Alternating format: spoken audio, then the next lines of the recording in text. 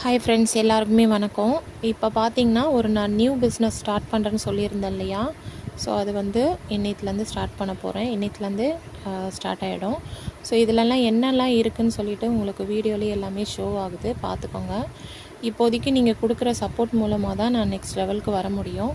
So உங்களுக்கு என்னெல்லாம் வேணும் அப்படின்னு நீங்கள் விருப்பப்பட்டீங்கன்னா நீங்கள் ஜஸ்ட்டு 99லேருந்து நீங்கள் ஸ்டார்ட் பண்ணி வாங்கிக்கலாம்.